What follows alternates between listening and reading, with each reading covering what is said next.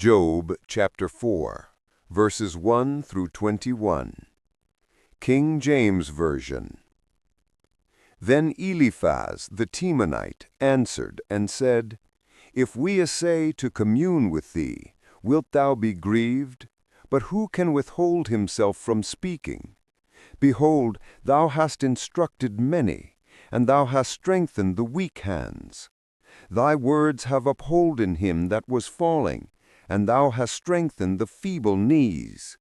But now it is come upon thee, and thou faintest. It toucheth thee, and thou art troubled. Is not this thy fear, thy confidence, thy hope, and the uprightness of thy ways? Remember, I pray thee, who ever perished, being innocent? Or where were the righteous cut off? Even as I have seen, they that plough iniquity and sow wickedness reap the same. By the blast of God they perish, and by the breath of his nostrils are they consumed. The roaring of the lion, and the voice of the fierce lion, and the teeth of the young lions are broken.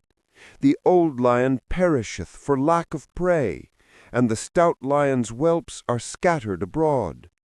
Now a thing was secretly brought to me, and mine ear received a little thereof. In thoughts from the visions of the night, when deep sleep falleth on men, fear came upon me, and trembling, which made all my bones to shake. Then a spirit passed before my face, the hair of my flesh stood up. It stood still, but I could not discern the form thereof. An image was before mine eyes. There was silence, and I heard a voice saying, Shall mortal man be more just than God? Shall a man be more pure than his Maker?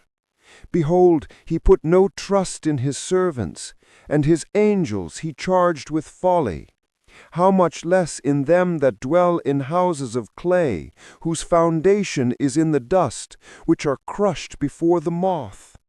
They are destroyed from morning to evening. They perish forever without any regarding it. Doth not their excellency which is in them go away? They die even without wisdom.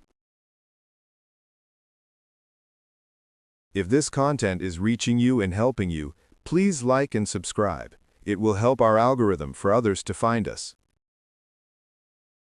Discussion questions on Job chapter 4, verses 1 through 21. Question 1. What is Eliphaz's main argument about suffering in verses 7 through 8? Answer. Eliphaz argues that suffering is always a result of sin. He claims that innocent people don't perish and the righteous aren't cut off. Those who plow iniquity and sow wickedness are the ones who reap destruction. This represents a straightforward retribution theology. Good things happen to good people, bad things to bad people. Question 2. How does Eliphaz's compliment in verses 3 through 4 make his criticism in verse 5 more cutting? Answer. Eliphaz acknowledges that Job used to strengthen and encourage others in their struggles, but now that trouble has come to Job himself, he faints and is troubled. The implication is hypocritical. Job could dish out advice, but can't take his own medicine. This makes the criticism feel especially sharp and perhaps unfair. Question 3. What's significant about the mysterious vision Eliphaz describes in verses 12 to 16? Answer. Eliphaz appeals to supernatural authority for his message, a terrifying nighttime spirit encounter that left him trembling. This gives weight to his argument, but also raises questions.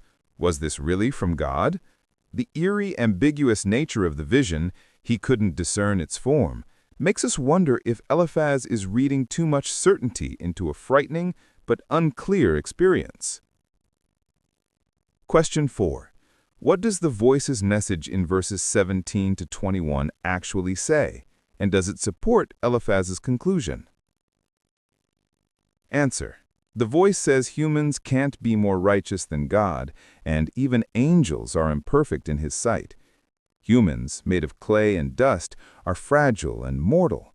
Ironically, this message doesn't actually support Eliphaz's claim that Job must have sinned. Instead, it suggests that all humans are imperfect and fragile, which could be used to argue Job's suffering isn't necessarily punishment for specific sins. Question 5. What does this chapter reveal about the danger of simplistic theology? Answer. Eliphaz represents well-meaning but misguided counsel. His retribution theology is neat and tidy, but doesn't account for the complexity of innocent suffering.